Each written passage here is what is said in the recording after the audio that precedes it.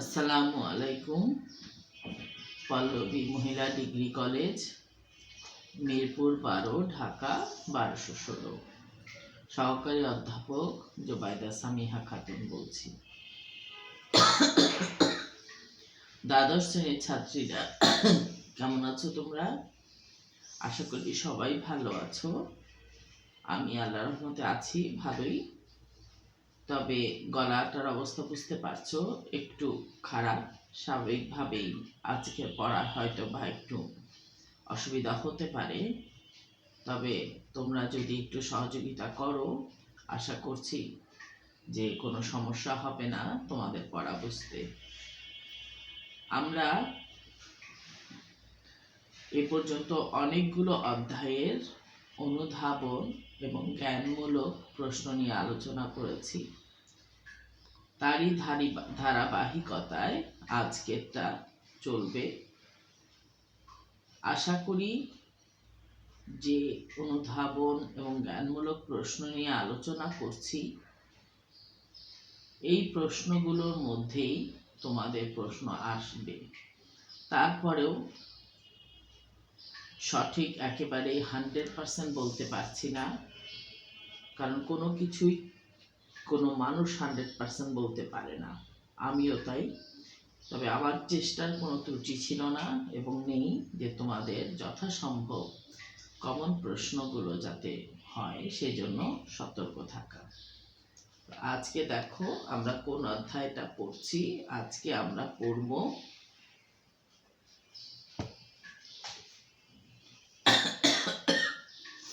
গৃহ প্রাঙ্গণ, ছাদ ও বারান্দার ব্যবহার।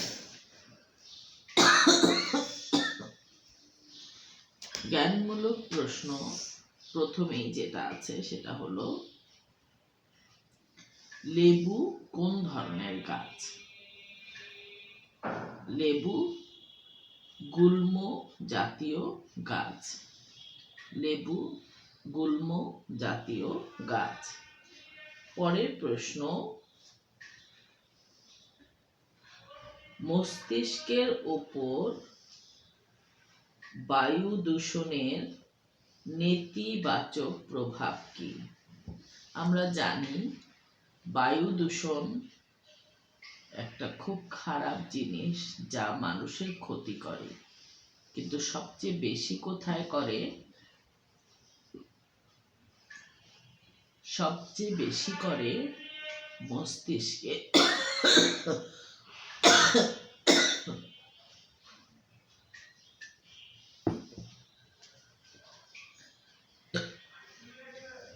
বায়ু দূষণ মনোযোগ ও স্মৃতিশক্তি কমায় এবং অবসাদগ্রস্ততা ও অস্থিরতা বৃদ্ধি করে। এই যে বায়ু দূষণ, দেখো লকডাউনের কারণে আমাদের দেশের বায়ুর অনেক পরিবর্তন হয়েছে।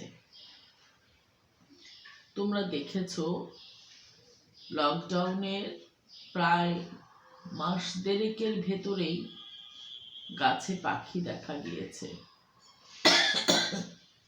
যে গাছে কখনো পাখি বসতো না সেখানে পাখি আমরা দেখতে পেরেছি। বুড়িগঙ্গার যে পানি এত দূষিত ছিল সেটা অনেকটাই পরিষ্কার হয়ে গিয়েছে। আমি জানি না তোমাদের মনে আছে কি না, আমাদের দেশে বিরাট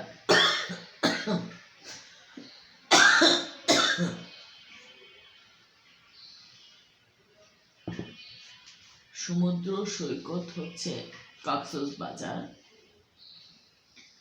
যারা প্রায় প্রতিনিয়তই ওখানে যাওয়া আসা হয় অথবা খবরগুলোতে দেখো, সেগুলো দেখতে পেয়েছিলে সমুদ্র বিচটা অনেক বড় ছিল এবং সমুদ্র ছিল অনেকটাই দূরে। বিগত ডিসেম্বরে আমার যাওয়ার সুযোগ হয়েছিল। আবার প্রায় 1.5 বছর পরে গিয়েছিলাম। আমি নিজেই অবাক হয়েছি।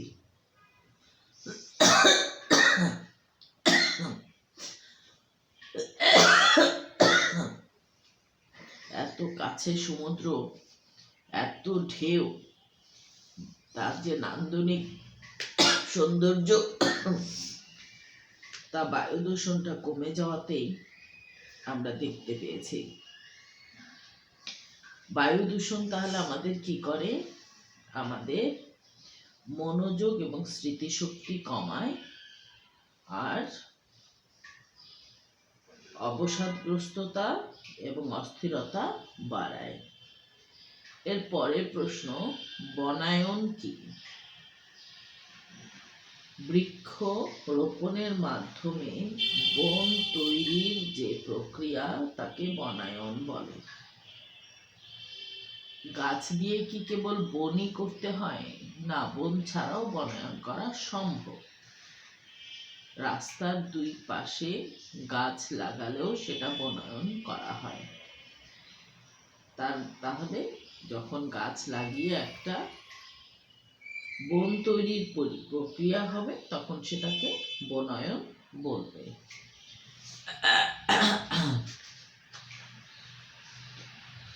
এর পরের প্রশ্ন, গুল্ম জাতীয় গাছ কোথায় লাগাতে হবে? গুল্ম জাতীয় গাছ বাড়ির যে প্রাচীর আছে, প্রাচীরের সাইডে লাগাতে হবে। তার অর্থ যে যদি তোমার বাউন্ডারি থাকে, তাহলে বাউন্ডারির চারপাশ দিয়ে লাগাতে পারো। আর গ্রামে বাউন্ডারি কমই থাকে, সেক্ষেত্রে চিহ্ন দেওয়া থাকে, তাহলে ওই চিহ্নটা ধরেই সরাসরি তোমরা গুল্ম জাতীয় গাছ লাগাতে পারো।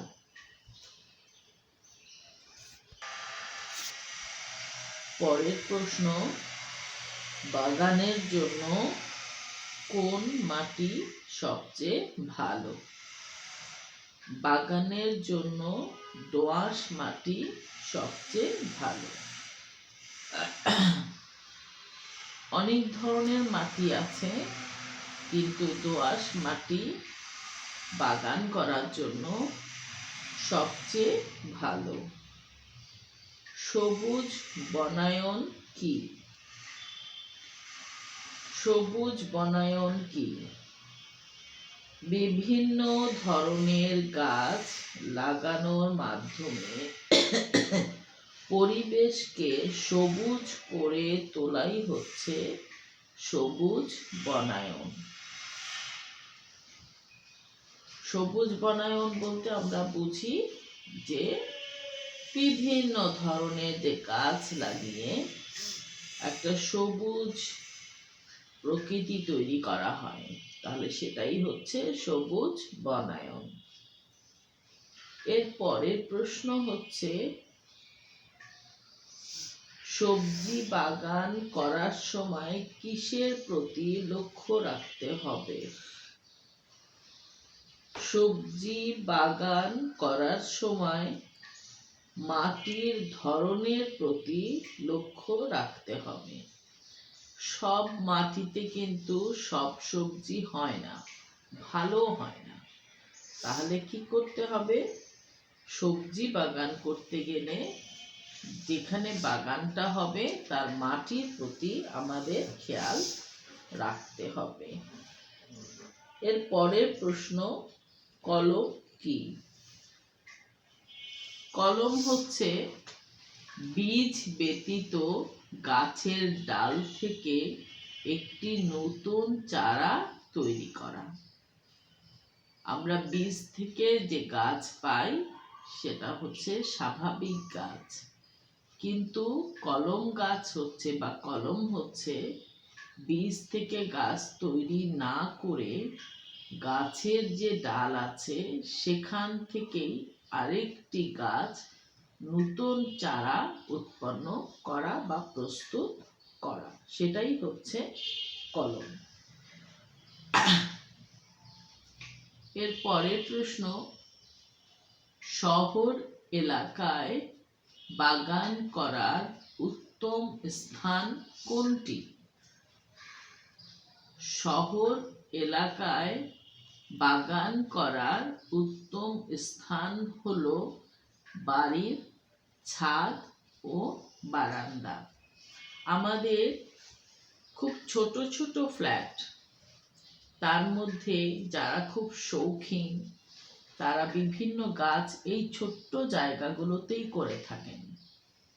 যারা বাড়ির মালিক তারা ছাদে গাছ করতে পারে, কিন্তু যারা ভাড়া থাকেন তারা কিন্তু ছাদ ব্যবহার করার অনুমতি কোনো কোনো বাড়িওয়ালার কাছ থেকে অনেক সময় পানও না। তাহলে সেই ক্ষেত্রে বাড়িওয়ালা ছাদে যদিও বা কোনো গাছ লাগাতে পারে, কোনো ভাড়াটিয়া লাগানো সম্ভব হয় না। তাহলে তার যে মনের ক্ষুধা, গাছের প্রতি যে ভালোবাসা, সেটা তিনি কোথায় তখন প্রকাশ করেন? তার ছোট্ট এক চিলতে বাগানে। তাহলে শহর অঞ্চলে দুটো জায়গায় আছে, একটি ছাদ আর একটি বারান্দা। এর পরের প্রশ্ন, পারিবারিক সবজি বাগান কাকে বলে? পারিবারিক সবজি বাগান কাকে বলে? গৃহের অভ্যন্তরের বারান্দায়, ছাদে বা গৃহের বহিরাঙ্গনে, আঙিনায় বা পেছনে পারিবারিকভাবে যে সবজির বাগান করা হয় তাকে পারিবারিক সবজি বাগান বলে। যারা ছোট ছোট প্লটে থাকেন, যেমন 1.5 কাঠা, 1.25 কাঠা, এই যে ডি ব্লকের প্লটগুলো হচ্ছে 1.25 কাঠা, এগুলোতে বাড়ির আঙিনা সামনে পেছনে বলে কোনো জায়গা নেই, ছাদ আর বারান্দা ছাড়া। কিন্তু যে প্লটগুলো 5 কাঠা বা 3 কাঠা বা 2.5 কাঠা এরকম, সেখানে চারিপাশে জায়গা ছেড়ে বাড়ি করতে হয়। সেই ক্ষেত্রে বাড়ির চারিপাশে কিছু জায়গা পাওয়া যায়। সেই দিকটাই খেয়াল রেখে যখন ছাদ, বারান্দা বা বাড়ির সামনে পেছনে বা পাশের খালি জায়গায় যখন কোনো সবজির বাগান করা হয়, তখন সেই বাগানকে পারিবারিক সবজি বাগান বলে। এবারের প্রশ্ন, সবুজ বিপ্লব কি? পরিবেশে সর্বত্র গাছপালা রোপণ করে বিশুদ্ধ প্রাকৃতিক পরিবেশ সৃষ্টি করাই সবুজ বিপ্লব। সবুজ বিপ্লব কি? আমাদের যে পরিবেশ আছে সেখানে সর্বত্র যদি গাছপালা রোপণ করা যায় এবং বিশুদ্ধ একটা প্রাকৃতিক পরিবেশ সৃষ্টি করা যায়, তখন তাকে আমরা সবুজ বিপ্লব বলি।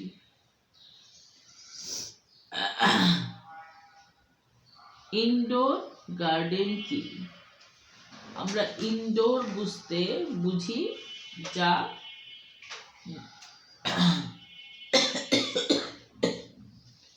দরজার ভেতরে। তাহলে ইনডোর গার্ডেন কি? ঘরোয়াভাবে ছাদযুক্ত বাগানকে ইনডোর গার্ডেন বলে। অনেকের ছাদেই বাগান দেখতে পাওয়া যায়। যাদের বিশেষ করে ফ্ল্যাটগুলো যখন বড় বড় উঁচু উঁচু ফ্ল্যাট তৈরি হয়, সেই ফ্ল্যাটের মালিকদের মধ্যে কেউ বা কয়েকজন মিলেও একটা ছাদ বাগান করতে পারে, যেটাকে ইনডোর গার্ডেন বলে। ছাদের উপরে যে বাগানটা ঘরোয়াভাবে তৈরি করা হয় তাকেই আমরা বলবো ইনডোর গার্ডেন। এর পরের প্রশ্ন হচ্ছে গৃহ প্রাঙ্গণ কি? আজকাল গৃহ প্রাঙ্গণ কথাটা কেমন ভাবে যেন বইয়েই থেকে যাচ্ছে। গৃহের আবার প্রাঙ্গণ থাকে? অধিকাংশ শিশুই এটা এখন আর জানে না। ঘরের দরজা থেকে বের হলেই তো রাস্তা, প্রাঙ্গণটা কোথায়? প্রাঙ্গণ নেই বললেই চলে। কিন্তু আসলে প্রতিটা বাড়িতেই একটা প্রাঙ্গণ থাকা খুব জরুরি। স্বাচ্ছন্দ্যে বসবাস এবং চলাফেরার জন্য পরিকল্পিত গৃহের চারপাশে কিছু খোলা জায়গা থাকে, তাই হচ্ছে গৃহ প্রাঙ্গণ। শহরাঞ্চলে এই গৃহ প্রাঙ্গণ দেখাই যায় না, তবে কিছু কিছু জায়গায় দেখা গেলেও সেই প্রাঙ্গণটা ইট বালি সিমেন্ট দ্বারা এত সুন্দরভাবে চকচকে রাখার চেষ্টা করা হয় যেখানে কোনো গাছপালার অস্তিত্বই থাকে না। তাহলে সেটা যে প্রাঙ্গণ একটা, এটা বুঝতে বা শিশুদের অনেক কষ্ট হয়। যাই হোক, আমরা জানবো যে স্বাচ্ছন্দ্যে বসবাস এবং চলাফেরার জন্য পরিকল্পিতভাবে যদি গৃহের চারপাশে কিছু খোলা জায়গা থাকে সেটাই হবে গৃহ প্রাঙ্গণ। পরবর্তী প্রশ্নটা দেখো, গুল্ম জাতীয় দুটি উদ্ভিদের নাম লেখো। আমরা প্রথম প্রশ্নটা যখন পড়েছিলাম তখন বলেছিলাম যে লেবু গুল্ম জাতীয় একটি গাছ। একটি গাছের নাম আমরা পেয়ে গেলাম, আরেকটি কি? আরেকটি হচ্ছে কাঁচামরিচ।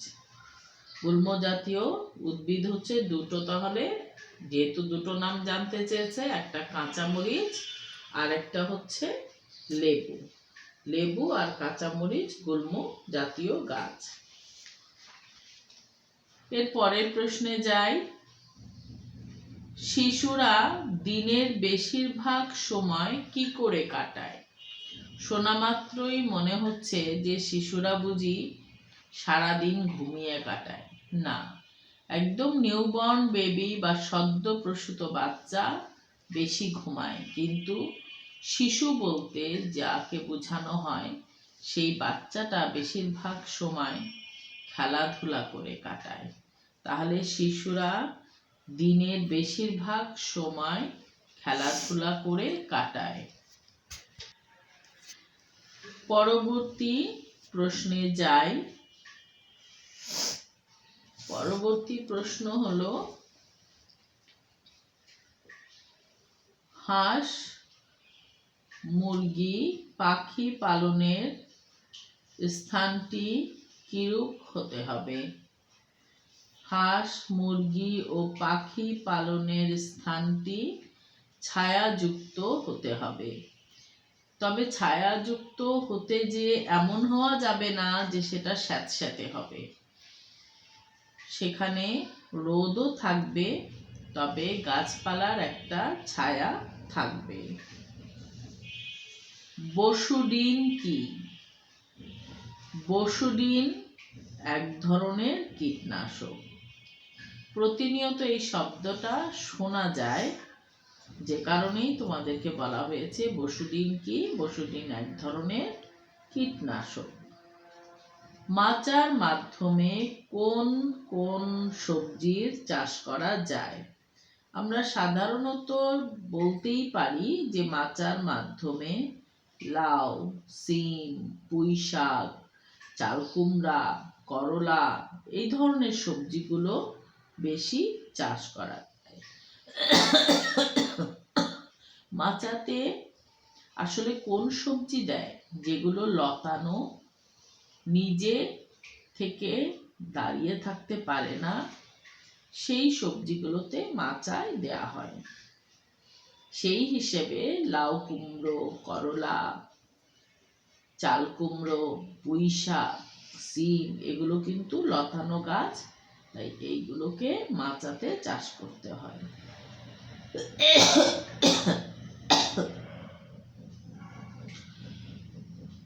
সবজিতে কীটপতঙ্গের আক্রমণ হলে কি করতে হবে? কীটনাশক দিতে হবে। সবজিতে কীটপতঙ্গের আক্রমণ হলে কীটনাশকের সাহায্য নিতে হবে। পরের প্রশ্ন, মৌসুমী শাকসবজি বলতে কি বোঝো? মৌসুমী শাকসবজি বলতে যেই শাকসবজি সব মৌসুমে পাওয়া যায় না, নির্দিষ্ট মৌসুমে পাওয়া যায়, তাকে আমরা মৌসুমী শাকসবজি বলবো। আর যেগুলো সব মৌসুমেই পাওয়া যাবে সেগুলোকে মৌসুমী শাকসবজি বলা হবে না। তাহলে মৌসুমী শাকসবজি কাকে বলবো আমরা? যে সব সময় পাওয়া যাবে না কিন্তু নির্দিষ্ট মৌসুমে সেই সবজিগুলো পাওয়া যায়, তাকে আমরা মৌসুমী সবজি বলবো। এর পরের একটা প্রশ্ন দেখো আছে, শহরাঞ্চলের বাড়ির ছাদে কি পালন করা যায়? শহরাঞ্চলের বাড়ির ছাদে মুরগি, কবুতর এবং কোয়েল পাখি পালন করা যায়। যদিও মুরগিটার একটা আলাদা গন্ধ আছে যা খুবই বিশ্রী, কিন্তু কবুতর এবং কোয়েল পাখি পালা সেই তুলনায় সহজ। তাহলে আমরা কি পালন করব? ইচ্ছা করলে মুরগিও পালন করতে পারি, তবে কবুতর এবং কোয়েল পাখি পালন করা সহজ। এবার দেখো তোমাদের এখানে অনুধাবনমূলক প্রশ্নগুলো রয়েছে। এতক্ষণ জ্ঞানমূলক প্রশ্ন নিয়ে আলোচনা করেছি, এবার অনুধাবনমূলক প্রশ্ন নিয়ে আলোচনা। প্রথম প্রশ্ন, দেয়ালে চিত্র নির্বাচনের সাথে কক্ষের ব্যবহার সম্পর্কে ব্যাখ্যা করো। গৃহের বিভিন্ন কক্ষের দেয়ালে চিত্র বিন্যাস করে সৌন্দর্য বৃদ্ধি করা যায়। কক্ষের ব্যবহারের উপর ভিত্তি করে চিত্র নির্বাচন করতে হয়, যেমন শয়নকক্ষে পারিবারিক ছবি, বসার কক্ষে বিখ্যাত ব্যক্তিবর্গের চিত্রকর্ম, টেরাকোট, ধাতব ফলক, খাবার ঘরে ফল বা খাবারের ছবি ইত্যাদি কিন্তু আমরা নির্বাচন করতে পারি। এখন শোবার ঘরে যদি খাবার ছবি লাগিয়ে রাখি, তাহলে তো ঘুম থেকে উঠে খাবার ছবিটা দেখে মনে হবে সেই খাবারটা যদি এখনই পেতাম, এটাই মনে হবে, তাই না? আমার তো তাই মনে হয়। যাই হোক, প্রতিটা জিনিসেরই সামঞ্জস্য থাকে, ঠিক তেমনি প্রতিটা ঘরের যে ব্যবহার তার সঙ্গে সামঞ্জস্য রেখে চিত্রকর্মগুলো সাজাতে হয়। এর পরের প্রশ্নে আসি। পরের প্রশ্ন হচ্ছে, বাড়ির সম্মুখ ভাগের যে ব্যবহার সেটা কিভাবে করা যায়? বাড়ির সামনের অংশে সৌন্দর্য বৃদ্ধির জন্য আমরা ফুলের বাগান করতে পারি এবং সেটা সবাই পছন্দ করে। বাড়ির যে সামনের অংশ সেখানে যদি মৌসুমী ফুল দেওয়া যায়, তাহলে বড় গাছের ছায়া ছোট গাছে পড়বে না এবং ফলে ছোট গাছগুলো সতেজ থাকবে এবং সৌন্দর্য বৃদ্ধি পাবে। তবে সম্মুখের জায়গায় যদি বাগান করার ক্ষেত্রে চলাচলের জন্য যথেষ্ট জায়গা রাখতে হয়, সেটাকে মাথায় রাখতে হবে। তাহলে বাড়ির সামনের অংশে আমার সৌন্দর্য বৃদ্ধি করতে খুব প্রাথমিকভাবেই সেটা হচ্ছে যে প্রতি সিজনে কিছু ফুল হয়, সেগুলোর দিকে খেয়াল রেখে সিজনাল ফুলগুলো যদি আমরা লাগাই এবং তার পরিচর্যা করি, তাহলে বিভিন্ন রকম ফুল বিভিন্ন সময়ে আমরা দেখতে পাবো। একঘেয়েমি ফুল আমরা দেখব না, যে কারণে আমাদের দেখতে ভালো লাগবে এবং সেই জায়গাটা যে চলাচলের রাস্তা সেটাকেও যেন আমরা একটু সতর্ক রাখি। সেটা যদি করতে পারি তাহলে আমাদের আরো ভালো দেখতে লাগবে। এর পরের প্রশ্নটা দেখো, বাড়ি কিভাবে পরিবেশ বান্ধব করা যায় ব্যাখ্যা করো। পরিবেশ বান্ধব, খেয়াল করো কথাটা। উত্তরটা এভাবে লেখা যেতে পারে, গ্রাম বা শহরের বাড়িতে ফুল বা ফলের বাগান তৈরি করা যায়। বাড়ির আঙিনায় বেশি বেশি বৃক্ষরোপণ করা যায়। এতে বাড়ির চারপাশের গাছপালা বা বাগান করার মাধ্যমে বাড়ির পরিবেশ বান্ধব করা যায়। পরিবেশ বান্ধব বলতে আমরা মূলত কিন্তু গাছপালার সঙ্গে বসবাস করাকেই বুঝি। তাহলে এই গাছপালার সঙ্গে বসবাস করার ব্যবস্থা করাটাই হচ্ছে পরিবেশ বান্ধব। এর পরের প্রশ্ন হচ্ছে, ফুলের বাগান করার ক্ষেত্রে কোন বিষয়ের প্রতি খেয়াল রাখতে হবে? ফুলের বাগান করার ক্ষেত্রে সৌন্দর্য বৃদ্ধির পাশাপাশি গাছ লাগানোর নিয়মের প্রতিও খেয়াল রাখতে হবে। গাছ লাগালাম কিন্তু সুন্দর সুন্দর গাছ, কিন্তু নিয়মের মধ্যে না, তাহলে সেই গাছগুলো দেখতে ভালো লাগে না। আঙিনার সামনের অংশে বাড়ির সৌন্দর্য বৃদ্ধির জন্য ফুলের বাগান করতে সবাই পছন্দ করে। এক্ষেত্রে কিন্তু আমরা বেশিরভাগই গোলাপ, রঙ্গন, কাঁঠাল চাপা, জবা ইত্যাদি গাছ একবার লাগালে বহু বছর ফুল দেয়। গুল্ম জাতীয় গাছ প্রাচীরের সাইডে এবং মৌসুমী ফুলের গাছ সম্মুখভাবে লাগাতে হবে। এতে করে বড় গাছের ছায়া ছোট গাছে পড়বে না এবং ছোট গাছগুলো সতেজ থাকবে।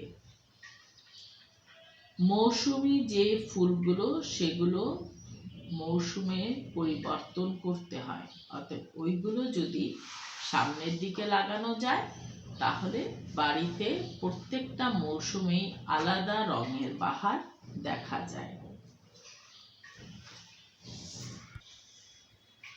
এবারে প্রশ্নটা খেয়াল করো, বাগান করার বিবেচ্য বিষয় সম্পর্কে লেখো।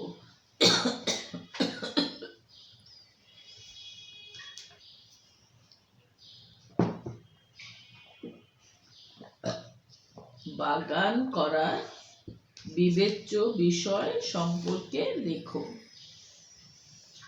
বাগান করার ক্ষেত্রে কিছু বিষয় বিবেচনা করতে হয়। এই বিষয়গুলো হলো,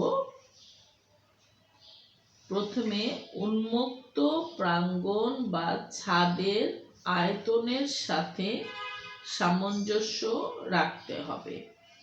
বাগানটা যদি যে উন্মুক্ত প্রাঙ্গণ আছে বা ছাদের আয়তন আছে তার বাইরে না হয় সেটা খেয়াল রাখতে হবে। এরপরে বাগান এমন হতে হবে যেন হাঁটা চলা ও বাগানের যত্ন নেয়ার জন্য খোলা জায়গা থাকে। বাগানটাকে পরিচ্ছন্ন রাখতে, তাকে পরিচর্যা করতে যতটুকু জায়গার প্রয়োজন সেই জায়গাটা ওই বাগানে থাকতে হবে। তাহলে আমরা বলতে পারি যে বাগানের জন্য দুটো জিনিস খেয়াল রাখার দরকার। একটা হচ্ছে উন্মুক্ত প্রাঙ্গণ বা ছাদের আয়তন, আর একটা হচ্ছে বাগানে চলাফেরা এবং যত্ন নেওয়ার জন্য পর্যাপ্ত জায়গা। এর পরের প্রশ্ন, আঙিনা বলতে কি বুঝো? বাড়ির সামনে যে খোলা জায়গা থাকে তাকে আঙিনা বলে। গ্রামাঞ্চলে বাড়ির আঙিনায় মাচা করে ফুল ও বিভিন্ন মৌসুমী সবজি উৎপাদন করা হয়। আঙিনার যেদিকে ছায়া থাকে সেদিকে হাঁস মুরগি কবুতর পালন করা যায়। আমরা এর আগেও বলেছিলাম জ্ঞানমূলকে আঙিনা কাকে বলে। ওই আঙিনা কাকে বলে লেখার পরে আমরা লিখতে পারি যে গ্রামাঞ্চলে যে আঙিনা থাকে তার সামনের দিকে ফুল ফল লাগাতে পারি, আর যে জায়গাটায় একটু বড় গাছ আছে, ছায়া আছে, সেই জায়গাটায় আমরা পশু পাখি পালন করতে পারি। এবারে প্রশ্নটা দেখো, সবজিতে পোকার আক্রমণ হলে কি করতে হবে?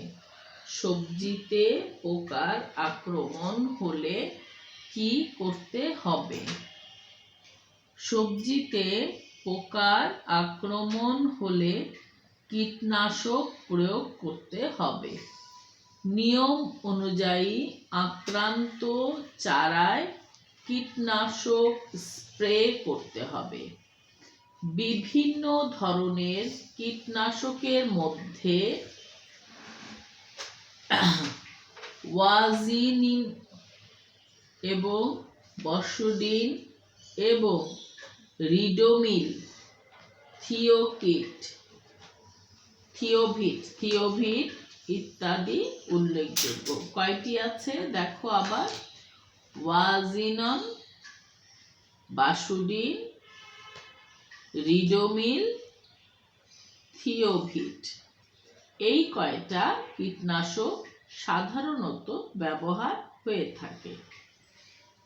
এর পরের প্রশ্নটা খেয়াল করো, নকশা পরিকল্পনা বলতে কি বোঝো? নকশা পরিকল্পনা বলতে কি বুঝো?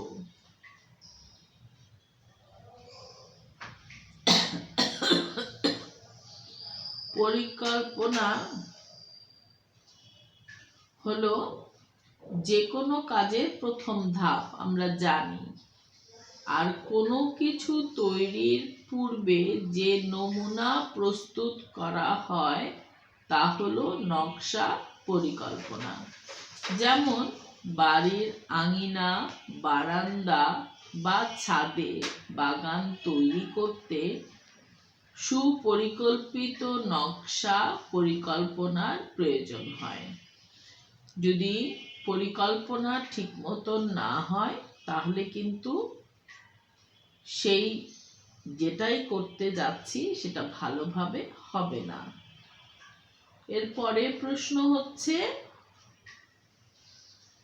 কিভাবে গৃহ প্রাঙ্গণের বহুমুখী ব্যবহার উপযোগিতা বাড়ানো যায় বুঝিয়ে লেখো। আমরা যে বারান্দা সেটার বহুমুখী উপযোগিতার ব্যবহার করা, যেমন গৃহ প্রাঙ্গণ বাড়ির সৌন্দর্য বর্ধনে বিশেষ ভূমিকা রাখে।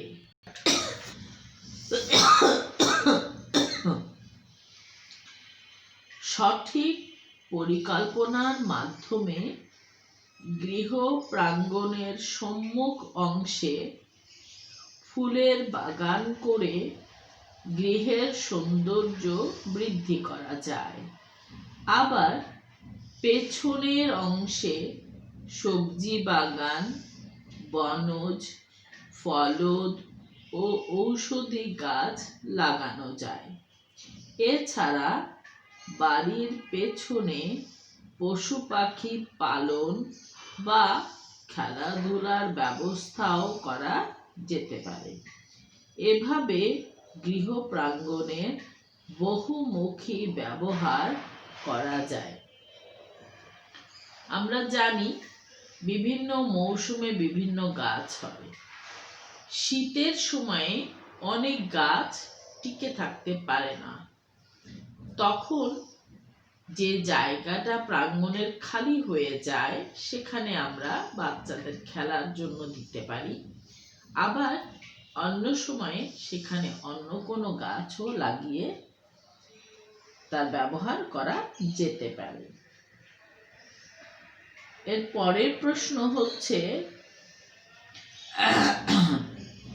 বারান্দায় বাগান কিভাবে নান্দনিকতা সৃষ্টি করে?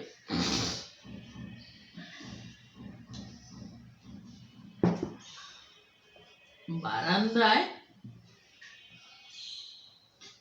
যে বাগান কিভাবে নান্দনিকতা বৃদ্ধি করবে? গৃহের সৌন্দর্য বৃদ্ধির অন্যতম স্থান হলো বারান্দা। বারান্দার মাধ্যমে গৃহের অল্প পরিসর জায়গার ব্যবহার বৃদ্ধি করা যেতে পারে। বারান্দায় সাধারণত মাটির ছোট বড় টব বা ছিকায় ঝুলিয়ে গোলাপ, বেলি, জবা, গন্ধরাজ, মানি প্ল্যান্ট, অপরাজিতা এই ধরনের বিভিন্ন গাছ লাগানো যেতে পারে। এগুলো গৃহের সৌন্দর্য বহুলাংশে বৃদ্ধি করে এবং ফলে কি হয়, গৃহে যে পরিবেশ তা নান্দনিকতার ছোঁয়া খুঁজে পাওয়া যায়। অনেকেই দেখবে যে বাড়ির সামনে দিয়ে যেতে বারান্দার গাছগুলো দেখতে খুব ভালো লাগে, তাহলে সেই বারান্দার নান্দনিক সৌন্দর্য তোমাকে আকৃষ্ট করছে। ওরকম একটি বারান্দার নান্দনিক সৌন্দর্য তুমি নিজেও ইচ্ছা করলে তোমার বাড়ির বারান্দায় করতে পারো। এবারে প্রশ্নটা দেখো, ইনডোর গার্ডেনের সুবিধা কি? আমরা একটু আগে ইনডোর গার্ডেন কাকে বলে পড়েছি। জলবায়ু পরিবর্তনের কারণগুলোর মধ্যে সবুজায়নের অভাব একটি অন্যতম কারণ। সবুজ গাছপালা পরিবেশের আর্দ্রতা নিয়ন্ত্রণ করে এবং কার্বন শোষণ করে, কিন্তু জনসংখ্যা বৃদ্ধি ও শহরায়নের ফলে পরিবেশে কার্বনের পরিমাণ বাড়ছে এবং গাছের সংখ্যা হ্রাস পাচ্ছে।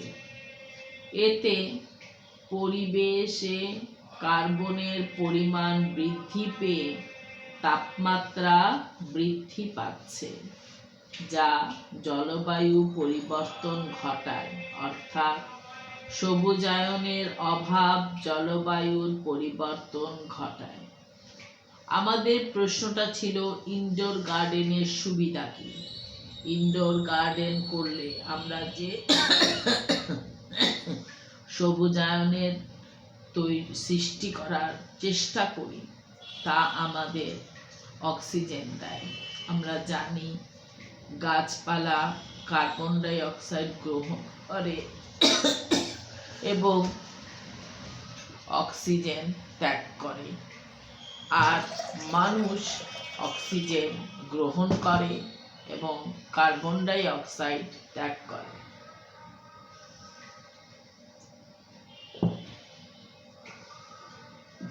যেখানে মানুষের সংখ্যার আধিক্য বেশি, সেখানে স্বাভাবিকভাবেই কার্বন ডাই অক্সাইড বেশি নির্গত হয়। খেয়াল করো, ভিড়ের মধ্যে প্রচণ্ড গরম লাগে। কেন লাগে?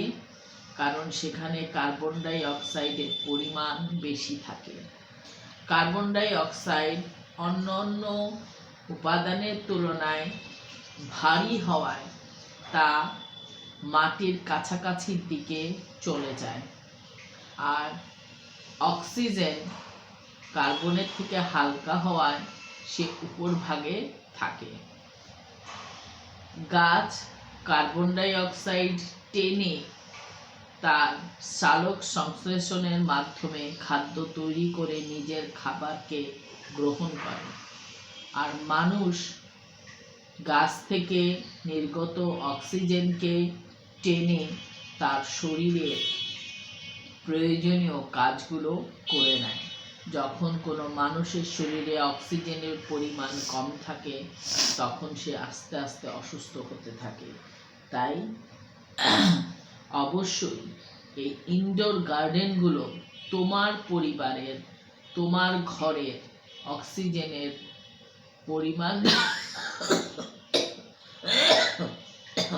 পরিমাণটা ঠিক রাখতে সাহায্য করে। এর পরের প্রশ্নে যাই। এর পরের প্রশ্ন হচ্ছে, বাগান করার সময় নকশা পরিকল্পনা গুরুত্বপূর্ণ বিষয় ব্যাখ্যা করো।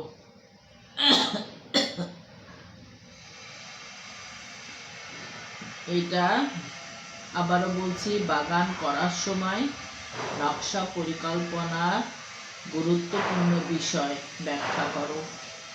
বাগান করার সময় নকশা পরিকল্পনা গুরুত্বপূর্ণ বিষয়। কোনো কাজ সম্পূর্ণ করার আগে কাজটির আনুষঙ্গিক বিষয় সম্পর্কে ধারাবাহিক যে নমুনা তার পরিকল্পনা করা হবে, যে কিভাবে কাজটি সম্পূর্ণ করা হবে। আর এটাই হচ্ছে নকশা পরিকল্পনা। বাড়ির আঙিনায় বা বারান্দায় বা ছাদে বাগান তৈরিতে সুপরিকল্পিত নকশা পরিকল্পনা করার প্রয়োজন রয়েছে বা আছে। আমরা জানি যে কোনো কাজ করার আগে আমরা যে একটা পরিকল্পনা করি সেটাকেই নকশা বলা হয়, এবং আমাদের নকশা পরিকল্পনা একটা বিষয়, যে বিষয়ের মাধ্যমে আমরা আমাদের যে কোনো জায়গায়, সেটা বাড়ির ছাদে হোক, বারান্দায় হোক বা আঙিনায় হোক, যেটাই আমরা বাগান করার পরিকল্পনা করি না কেন, সেখানে যদি আমার নকশা পরিকল্পনা থাকে তাহলে অবশ্যই তার গুরুত্বপূর্ণ বিষয়গুলো আমাদের কাছে বিদ্যমান থাকবে। এরপরে প্রশ্নে যাচ্ছি। পরের প্রশ্ন হচ্ছে,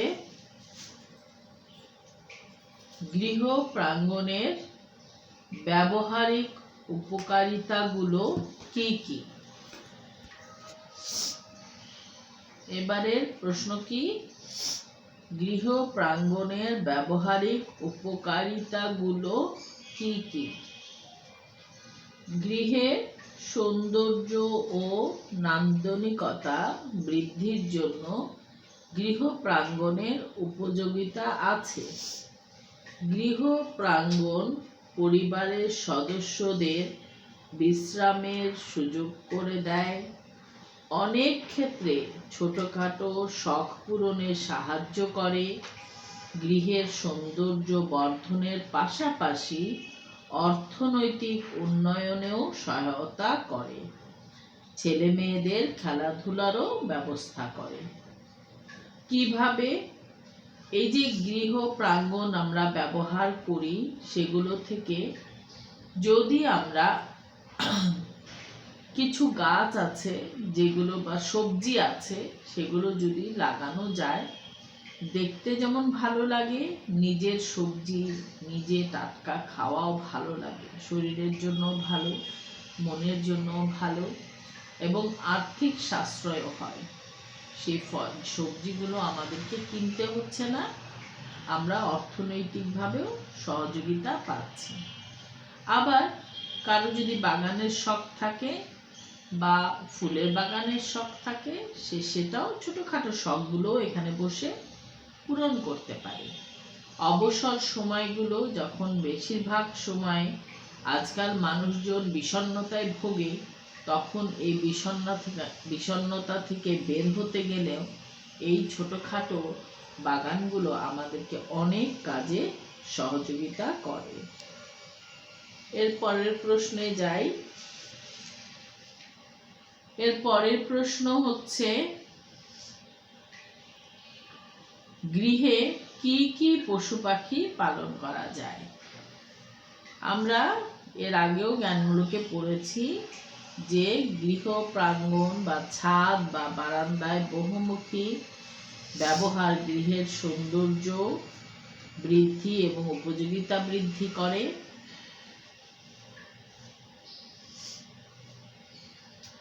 ছাদে বা বারান্দায় ঘর তৈরি করে আমরা কবুতর, কোয়েল পাখি পালতে পারি।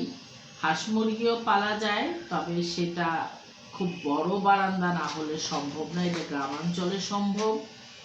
গৃহ প্রাঙ্গণে যদি বড় হয় তাহলে আমরা গোয়াল ঘর তৈরি করতে পারি, গরু ছাগলও পালন করতে পারি।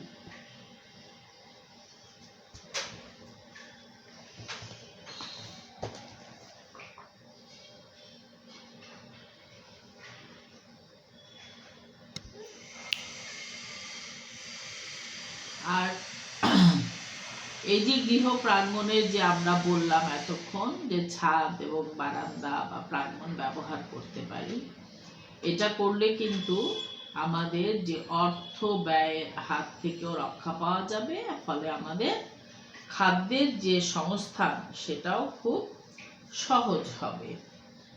এর পরের প্রশ্নে যাই আমরা।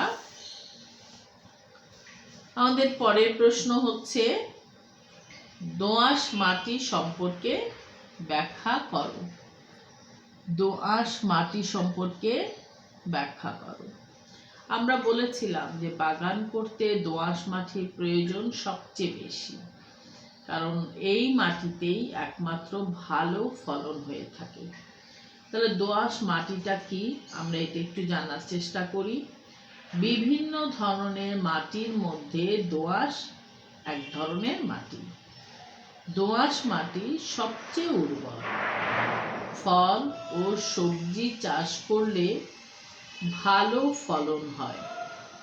এ ধরনের মাটির গুণতে বালিকণার অনুপাত শতকরা 52 কম। বালিকণার অনুপাতটা কত? শতকরা 52 কম। পলিকণার অনুপাত শতকরা 28 বেশি। আর কর্দম কণার মানে কাদা মাটির যে কণা, তার অনুপাত শতকরা কত? 27 কম। তাহলে দোআঁশ মাটিটা কি?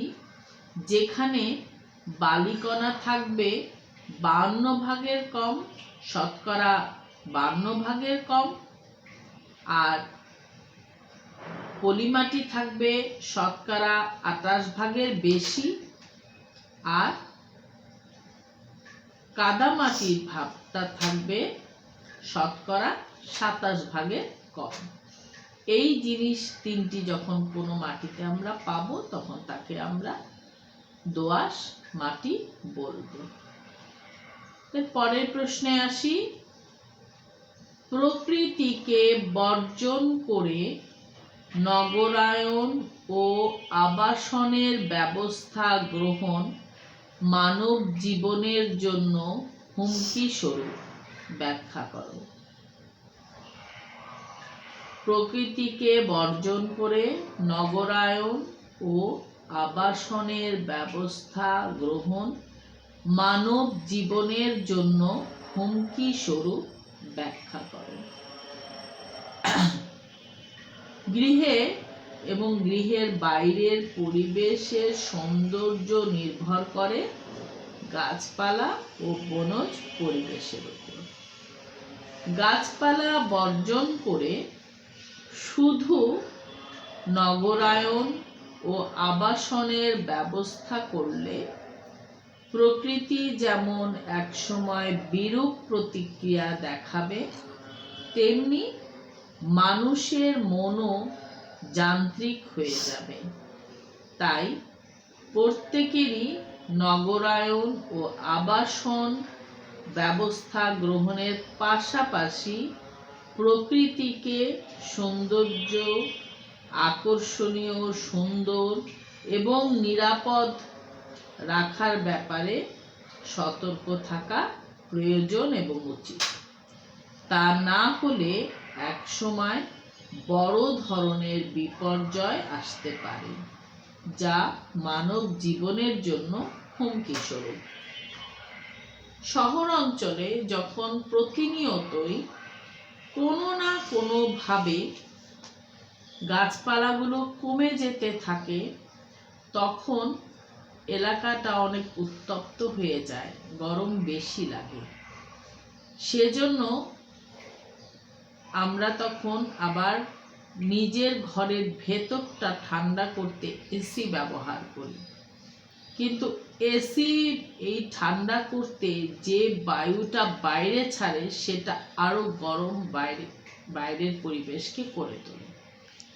তোমরা জানো, দুবাই, সৌদি এই এলাকাগুলোতে বালির ভাব সবচেয়ে বেশি, গাছপালা নেই বললেই চলে।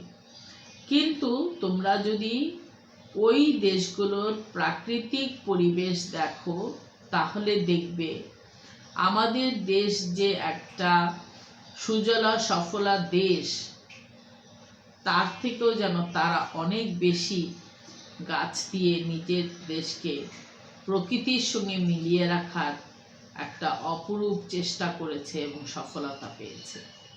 তাহলে আমাদেরকে বুঝতে হবে যে অবশ্যই আমাদের গাছপালার প্রতি, প্রকৃতির প্রতি খেয়াল রাখতে হবে।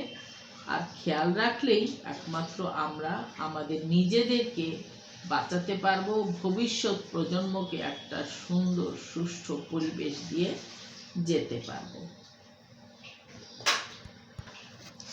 এবারের প্রশ্ন হচ্ছে, ভালো বীজের কয়েকটি বৈশিষ্ট্য লেখো।